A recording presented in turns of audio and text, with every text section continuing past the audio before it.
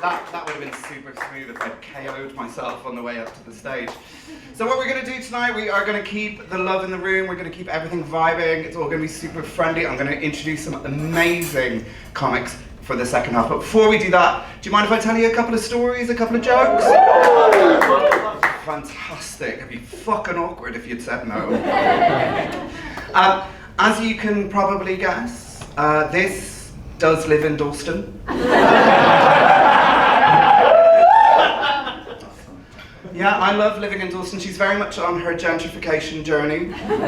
Now, I do appreciate I am a quintessential marketing twat, which means in terms of the gentrification scale, I'm just one rung below a finance bro and the end of all time.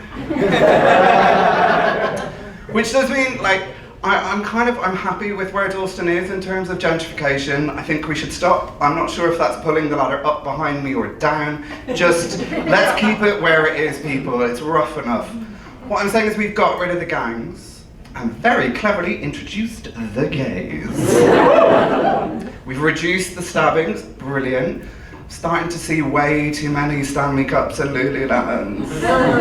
It's a no from me, no. We've priced out the sex workers and replaced them with sexually frustrated PR managers. What I'm saying is I fucking love Dalston. Yeah, because you can go into Sainsbury's and just look around and you go, I can get really good ketamine from any of you. I'm also Irish. You can't always tell because my accent code switches. And honestly, I have to live in Dalston because can you imagine this in the home counties? Just me in a sea of gilets and intergenerational wealth. Be like, where is Wally, the hate crime edition? No, you can't always tell I'm Irish.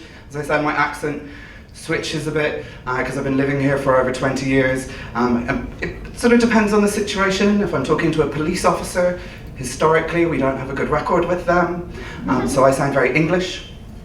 If I'm ordering a pint of Guinness, I sound like I'm from the set of Father Ted, which is weird because that's not where I fucking grew up. If somebody stops me to ask for directions, I'll decide if I want to bang them. But no, it does mean I'm basically Schrodinger's immigrant. People really aren't sure, so if I'm talking to a reform voter, they know they want me to leave, they're just not sure why.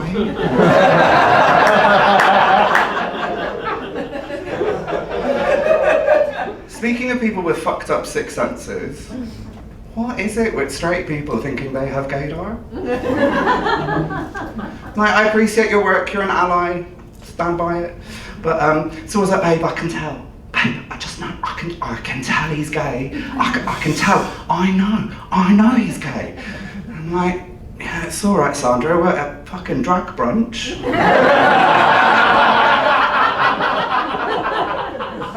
No one here is gay.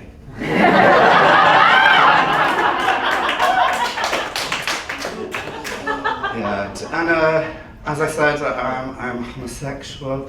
I'm so gay, my pronouns are da and D.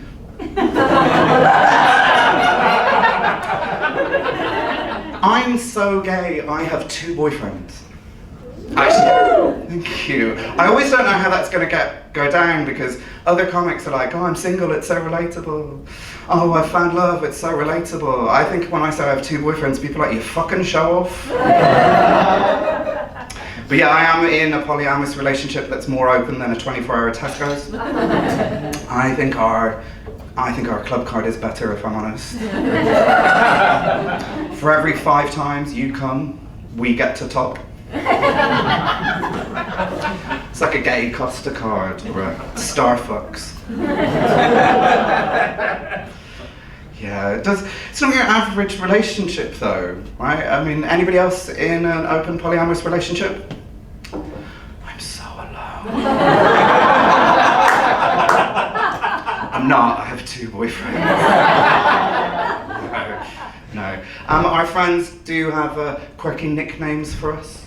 They'll call us things like the Hackney Tricycle.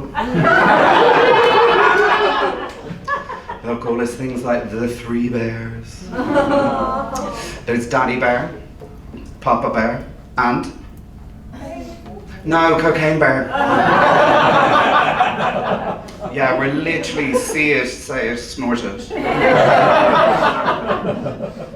But it does mean we get asked loads of questions, and I'm kind of fine with taking the centre of attention and answering them.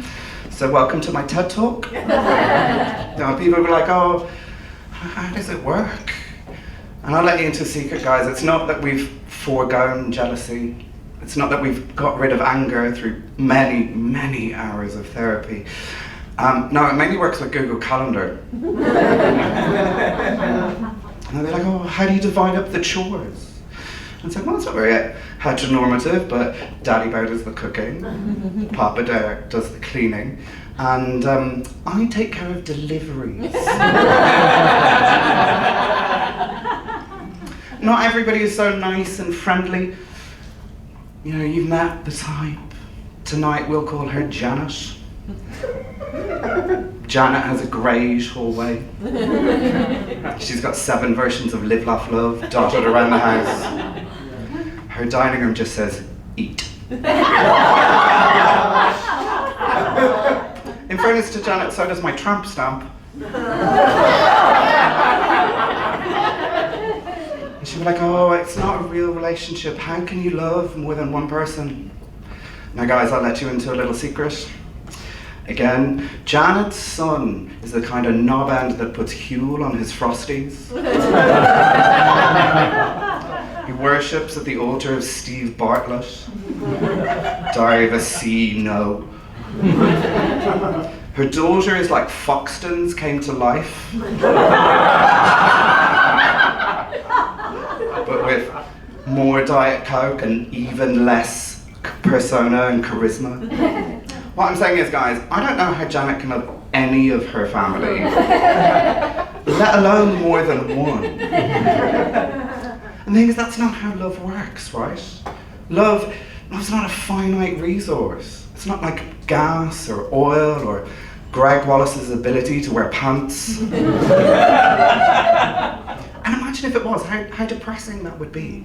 Like your sister comes running into the family on the happiest day of her life, and she shows you the sonogram, and nobody turns around and is like, the fuck have you done? The family's full. You were meant to wait until Nan died. No, you don't do that, because that would be mean. Other people aren't so friendly as well. They'll be like, oh, really snide. How many beds do you sleep in? I'm like, bitch, I told you we're the 3 bears. Did you not read the book? Or they're like, oh, do your families know? Again, I said I'm Irish. The ex-husband was English. My 2 boyfriends are also Irish. Do they know? They are delighted for the upgrade. They think I've won the lottery. They practically call them my lucky charms. We were on holiday recently in southern Spain, and I got to play my new favourite game, guys. It's called Daughter or Second Wife. It's a challenge. It's even more difficult than my old favourite game, which was European or Gay. I'll be honest, the clues are fairly similar. It's all about hand placement and who calls who daddy. But while we were on holiday, I just got to thinking, and I had an intrusive thought. I just thought to myself, if you can't drink the local tap water, can you douche with it? Now, as you probably gathered, I'm a bit of a slut. For example, I'm easier than in this morning phone competition. I don't so much have a body count as the venue capacity of a mid-range X Factor winner. This tattoo doesn't mean how far I can reach into a tin of Pringles.